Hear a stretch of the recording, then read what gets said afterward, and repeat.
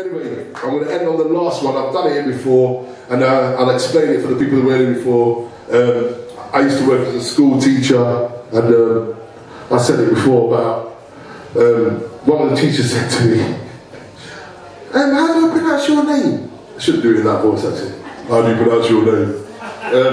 It's Emeka. But where's that from? That's a weird name. Well, it's not weird, it's Nigerian, and in Nigeria it's as common as George, even though George is common, like it's British as well. So I was like, that's a bit of a weird question. It's called colonisation. Your country came to my country and took over it, brought people back to help this country, and then we're here, and you're asking me why I'm here. So I didn't know any of that. It made me so angry, and I used to bring my food in, and the teachers would talk about open-mindedness. We've got to accept everybody for differences. So I brought my food in, and they're like, oh, what's that? Oh, it stinks. So I thought, you know what, F you lot. I started eating in the kitchen, and I wrote this poem called Culture Clash. I eat chicken on a bone with my fingers. Staff look at me and their stare lingers because I'm not using a fork or eating pie of pork or ham and cheese. Oh, please stop. Before I make a police stop and arrest you mid-stare, because personally, I don't care what you think.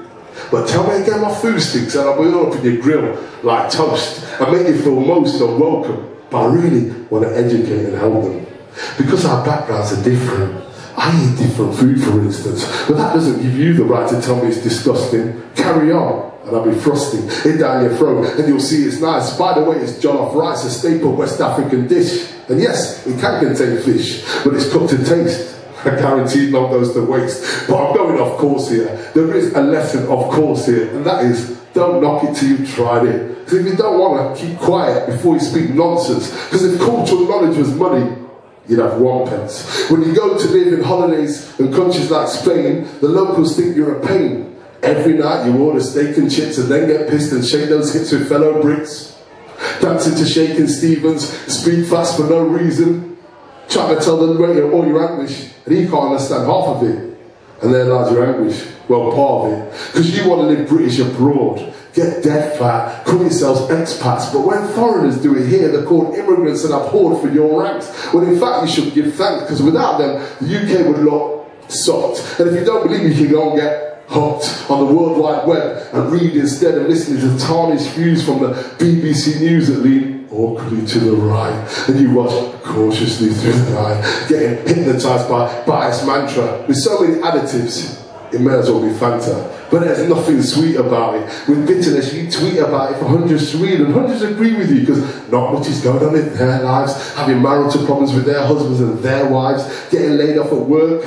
They need to go berserk. But nobody ever blames the English boss who hired them. Cheap labour. I wonder what inspired him. What a joke. So foreigners, please take a note that you will be blamed for most things while the same people are boasting about their Japanese sports car, sipping German beer in a sports bar, posting pictures of the Indian curry they're about to eat. You see, it's all deceit and lies. There's such tenuous ties that separate us, just to desecrate us and keep us from being one. So power to the people, there's none. We are categorized and separated, so togetherness is decimated into colour, race, creed and class, which evolves into one big culture clash. That's it. Yo, thank you very much. Thank you.